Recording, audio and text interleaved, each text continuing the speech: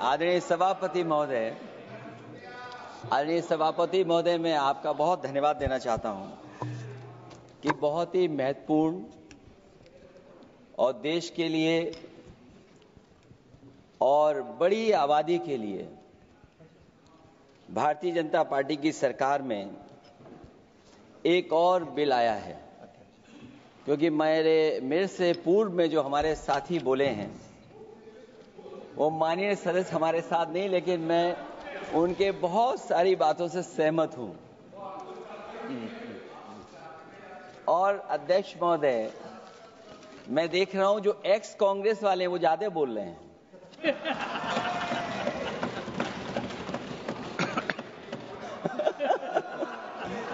आदरणीय अध्यक्ष महोदय,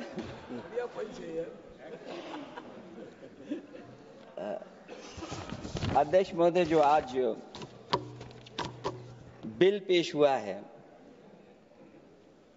मैं हिंदी और अंग्रेजी को जो कुछ समझ सकता हूं वो यही मैं कह सकता हूं कि माननीय मंत्री जी ने ये कहा कि ये उम्मीद है।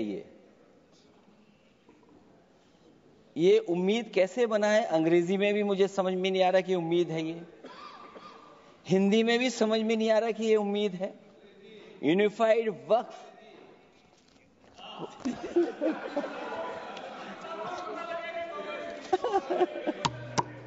अध्यक्ष महोदय, यूनिफाइड वक्फ मैनेजमेंट, अध्यक्ष महोदय, मैं समझ सकता हूं कि मैं वो बात छेड़ना नहीं चाहता था, लेकिन क्या करूं, मजबूरी है अब। अध्यक्ष महोदय, अभी माननीय सदस्य लोग ये कह रहे हैं कि हमारे सदस्य नहीं है यहां पर जो हमारे साथी हैं, लेकिन अध्यक्ष महोदय मैं ये कहना चाहता हूं, ये जो बिल लाया जा रहा है, भारतीय जनता पार्टी में एक मुकाबला चल रहा है। भारतीय जनता पार्टी के अंदर मुकाबला चल रहा है कि खराब हिंदू कौन बड़ा है। और ये बात अध्यक्ष महोदय मैं ऐसे ही नहीं कह रहा हूं। जो पार्टी ये कहती हो कि दुनिया की सबसे बड़ी पार्टी है, अध्यक्ष महोदय वो अपना राष्ट्रीय अध्यक्ष नहीं चुन पाए अभी तक। अध्यक्ष महोदय, भारतीय जनता पार्टी क्या है?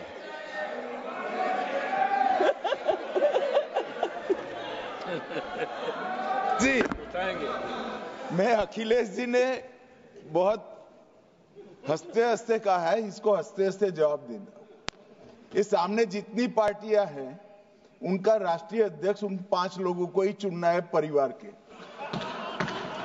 हमें माननीय अध्यक्ष जी करोड़ों सदस्यों में से 12-13 करोड़ सदस्य प्रक्रिया कर चुनना है तो देर लगती है। आपके यहां जरा भी देर नहीं लगेगी। मैं कह देता हूं अभी 25 साल तक आप अध्यक्ष हो जाओ, नहीं बदल सकता। अध्यक्ष महोदय, क्योंकि जो बात निकल के आई है वो मैं फिर आगे बढ़ा दूं। अध्यक्ष महोदय, जो बात सोशल मीडिया या और जगह गुपचुप हो रही है, कहीं ऐसा तो नहीं था कि अभी कुछ दिन पहले यात्रा जो हुई है वो कहीं 75 वर्ष की एक्सटेंशन वाली यात्रा तो नहीं थी। अध्यक्ष महोदय, ये जो इस बार जो वक्फ बिल आया है, नाकामी का पर्दा इस बार है वक्फ बिल। और नाकामी कोई एक आध नहीं है, मैं कई नाकामियां बता सकता हूं। अभी मैं माननीय सदस्यों को सुन रहा था, वो पुराने कई बिल उनके बारे में चर्चा कर रहे थे कि कितने प्रोग्रेसिव बिल लेकर के आए हैं। मुझे याद है मैं उत्तर प्रदेश में उस समय था और मुझे लगा कि शायद इनकी वो बात ठीक होगी। एक ये बहुत तैयारी के साथ फैसला लेकर के आए थे और फैसला ये लिया था आधी रात के आज के बाद नोट नहीं चलेंगे, नोट बंद हो जाएंगे। अध्यक्ष महोदय, उस नोटबंदी नाकामी के बारे में भी तो चर्चा हो जाए कि अभी भी न जाने कितनी जगह पर कितना रुपया निकला जा रहा है। कितना निकल करके आ रहा है। केवल नाकामी नोटबंदी की नहीं, नाकामी बेरोजगारी की भी है, नाकामी महंगाई की भी है, नाकामी किसान की आय दोगुनी नहीं कर पाए वो भी इनकी नाकामी है। मुझे याद है एक माननीय मंत्री जी पूरे देश की नदियों के बारे में बीओडी बता रहे थे, लेकिन माननीय मंत्री जी ये भूल गए कि उनके शहर में, उनके क्षेत्र की जो नदी है उसकी बीओडी क्या है। गंगा क्या साफ हो गई, यमुना क्या साफ हो गई, स्मार्ट सिटी क्या बन गई, क्या गोद लिए हुए गांव इन्होंने गोद से उतार दिए, उनकी क्या दुर्दशा है। इसलिए मैं कहना चाहता हूं, ये नाकामी का पर्दा इस बार वक्फ बिल बना है।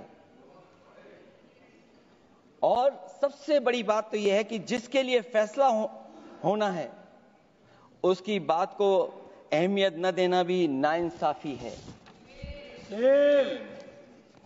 अध्यक्ष महोदय, नाकामी केवल यहां तक नहीं है। और भारतीय जनता पार्टी क्या है, मैं केवल एक पुरानी घटना याद करता हूं। एक बार फैजाबाद अयोध्या में एक कार्यक्रम था, उसमें बड़ी तैयारी की गई थी और तैयारी के साथ कलाकार मुंबई से बुलाए गए थे। हो सकता है वो सहमति दिल्ली से ना रही हो, केवल लखनऊ की सहमति से हो रहा हो कार्यक्रम। और जब कार्यक्रम की पूरी तैयारी हो गई, भगवान श्री राम बनकर के कोई आ गया, लक्ष्मण बनकर के कोई आ गया, मां सीता भी बनकर के कोई आ गया, हनुमान जी, और भगवान हनुमान भी बनकर के कोई आ गया। लेकिन जब लखनऊ से वो हेलीकॉप्टर उड़ा और अयोध्या पहुंचा तो सब लोग थे, लेकिन उसमें हनुमान नहीं थे। अध्यक्ष महोदय, मैं भारतीय जनता पार्टी के लोगों से कहूंगा कि जानकारी करिए कि आखिरकार भगवान श्री राम थे, लक्ष्मण थे, सीता थी, लेकिन हनुमान क्यों नहीं थे? हनुमान इसलिए नहीं थे, शायद उनकी जात या धर्म कुछ और था। अध्यक्ष महोदय, ये देश मिली जुली संस्कृति से चला है। कुछ हमने सीखा, कुछ उन्होंने सिखाया। और जो लोग ये कहते हैं कि हम सबको बराबरी का हक देते हैं, अभी कुछ दिन पहले ईद निकली है। अध्यक्ष महोदय, वो परंपरा रही है, न केवल मैं जाता हूं बल्कि कोई दल का नेता ऐसा नहीं न जाता हो उस कार्यक्रम में शामिल होने। भारतीय जनता पार्टी के जो मुख्यमंत्री, उप मुख्यमंत्री, वो भी जाते हैं, उप मुख्यमंत्री, सभी धर्मों के नेता आते हैं।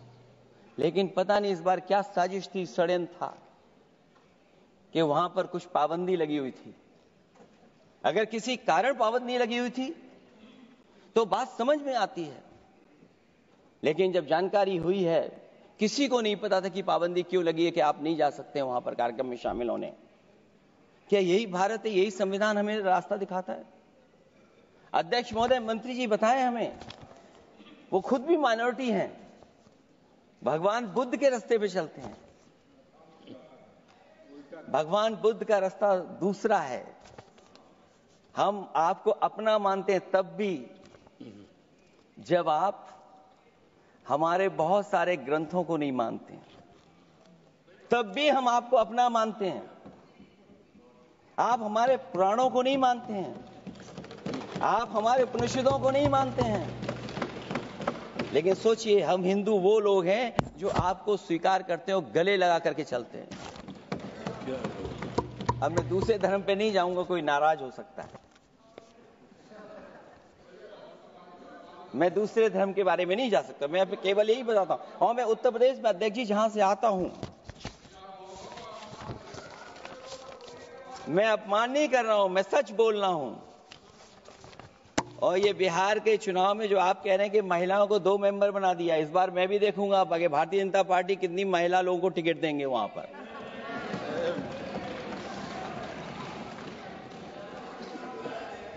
अध्यक्ष महोदय, भाजपा जब भी कोई नया बिल लाती है तो वो अपनी नाकामी छुपाती है। भाजपा वाले मुसलमान भाइयों की वक्फ की जमीन चिन्हित करने की बात कर रहे हैं, जिससे महाकुंभ में जो हिंदू मारे गए हैं या खो गए हैं उनको चिन्हित करने की बात पर पर्दा पड़ जाए। अध्यक्ष महोदय, मुझे खुशी इस बात की कि हमारा धर्म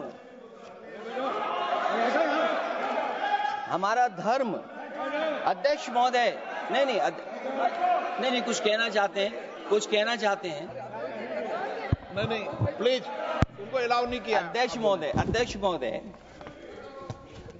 कुंभ में आस्था सबकी है, कोई ऐसा नहीं जिसकी आस्था न हो।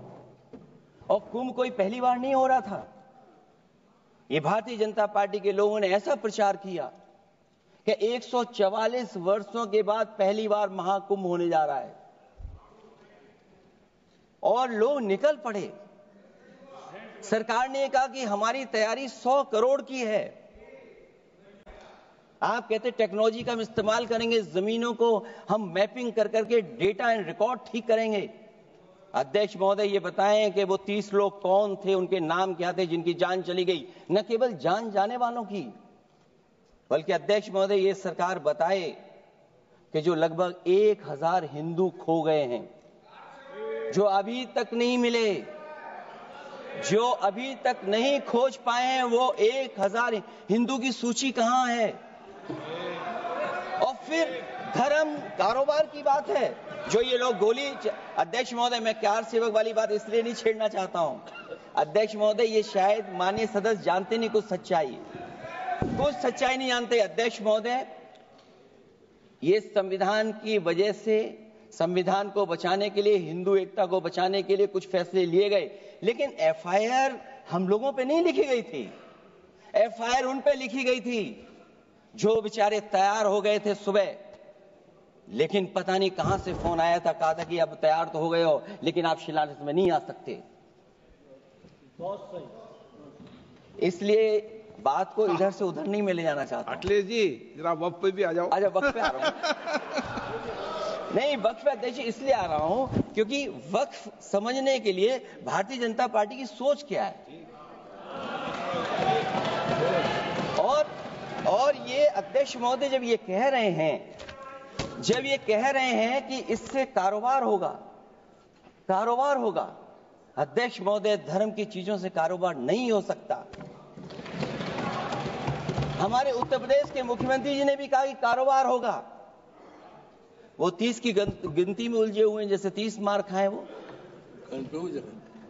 उनसे पूछा कि जान कितनी गई, वो 30। उनसे पूछा कि कारोबार कितने का होगा, 30 गुणा 10,000 करोड़। सोचिए, कुंभ हमारा क्या कारोबार की जगह है? और फिर उसका कौन नापेगा, कैसे नालाएगा? और फिर हमारे माननीय मंत्री जी कह रहे हैं कि जमीन, चाहे वो रेलवे की हो, चाहे वो डिफेंस की हो, वो भारत की जमीन है। मैं भी स्वीकार करता हूं कि रेलवे की जमीन भी भारत की है, डिफेंस की भी जमीन भारत की है। क्या डिफेंस की जमीन नहीं बेची जा रही मंत्री जी? अध्यक्ष महोदय, क्या रेलवे की जमीनें नहीं बेची जा रही हैं? अध्यक्ष महोदय, केवल यहां तक नहीं, कितना हस्तक्षेप होता है। वक्फ भी भारत के, इसीलिए तो कहीं ना कहीं वक्फ की जमीन से, अध्यक्ष महोदय, माननीय मंत्री जी बताएं, और मुझे उम्मीद है कि जब जवाब देंगे तो बताएंगे कि वक्फ की जमीन से बड़ा मुद्दा वो जमीन है जिस पर चीन ने अपने गांव बसा लिए हैं, लेकिन कोई बाहरी खतरे पर सवाल बवाल न करे, इसलिए ये बिल लाया जा रहा है। और माननीय मंत्री जहां से आते हैं, जिस प्रदेश से आते हैं, कम से कम ये तो बताएंगे कि वहां कितने चीन ने गांव बसा लिए, घर बन गए हैं। अध्यक्ष महोदय, आपके माध्यम से सरकार गारंटी दे कि वक्फ की जमीन कभी भी किसी भी पैतरेबाजी से, किसी और मकसद के लिए किसी और को नहीं दी जाएगी। वक्फ की वर्तमान व्यवस्था में चाहे 5 साल के धर्म पालन की पाबंदी की बात हो, या कलेक्टर से सर्वेक्षण के हस्तक्षेप की बात हो, या वक्फ परिषद या बोर्ड में बाहरियों को शामिल करने की बात हो, इन सब का उद्देश्य मुस्लिम भाइयों के सार्वजनिक अधिकार को छीनकर उनके महत्व और नियंत्रण को कम करना है।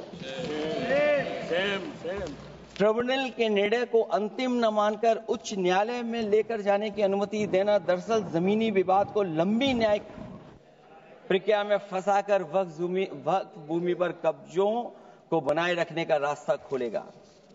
सबसे बड़ी बात यह कि वक्फ बिल के पीछे की न तो नीति सही है न नीयत, ये देश के करोड़ों लोगों से उनके घर दुकान छीनने की भी साजिश है। भाजपा एक अलोकतांत्रिक पार्टी है, वो असहमति को अपनी शक्ति मानती है।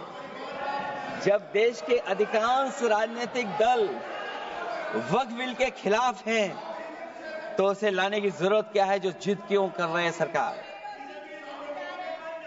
वक्फ बिल का लाना भाजपा की सियासी हट है। वक्फ बिल भाजपा की सांप्रदायिक राजनीति का नया रूप है। वो तो आपको काटेगा, और इसलिए काटेगा कि अध्यक्ष महोदय बाहर ये लिखते हैं सत्यमेव जयते, बाहर है लिखते सत्यमेव जयते, भाजपाई अंदर असत्य बात कहते। भाजपा वक्फ बिल लाकर अपने उन समर्थकों का तुष्टीकरण करना चाहती है जो भाजपा की आर्थिक नीति, महंगाई, बेरोजगारी, बेकारी और चौपट अर्थव्यवस्था से उसे छटक गए हैं।